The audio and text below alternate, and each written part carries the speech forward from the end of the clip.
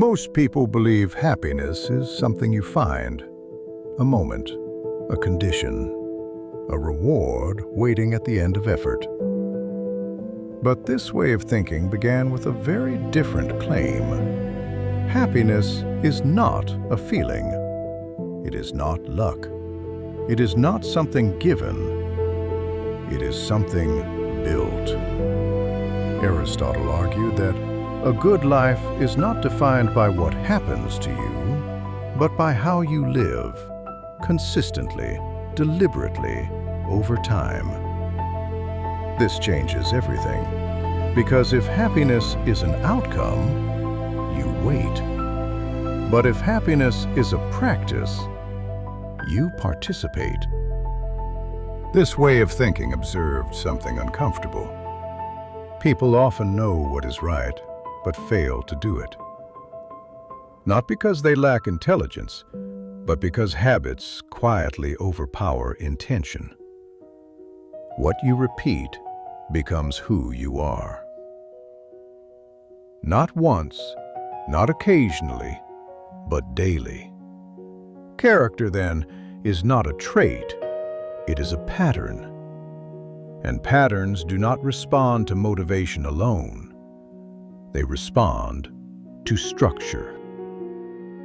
In modern life, this matters more than ever.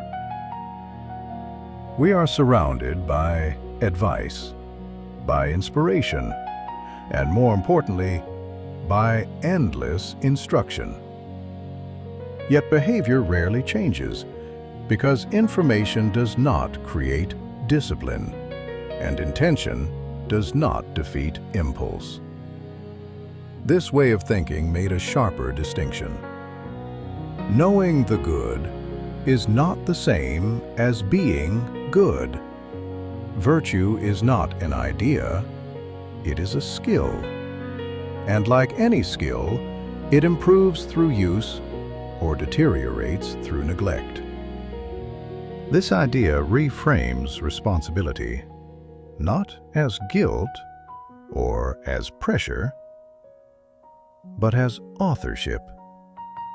You are not judged by isolated moments, but shaped by repeated choices. And over time, those choices solidify into identity. This perspective also challenged extremes, not excess, not avoidance, balance. Not as compromise, but as precision. Courage, for example, is not recklessness, nor is it fearfulness, but is the ability to respond appropriately to danger, neither inflating it nor denying it. The same applied to discipline, to ambition, to restraint. The problem is not desire itself or the feeling of getting more. The problem is misalignment. This significant insight feels especially relevant now.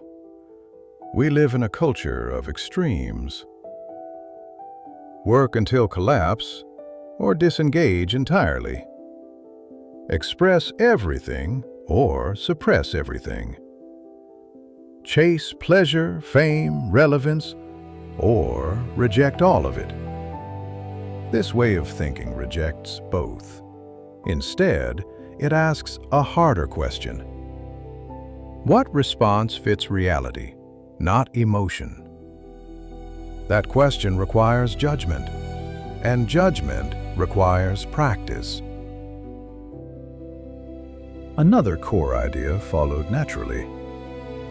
We become just by doing just things, brave by doing brave things, calm by practicing calm. There is no shortcut, no sudden transformation, only gradual alignment between values and behavior. This is why progress often feels invisible, until one day it feels natural. This has implications, imbalances life itself. People often wait to feel strong before acting with strength. But this way of thinking reversed the order. Action precedes confidence.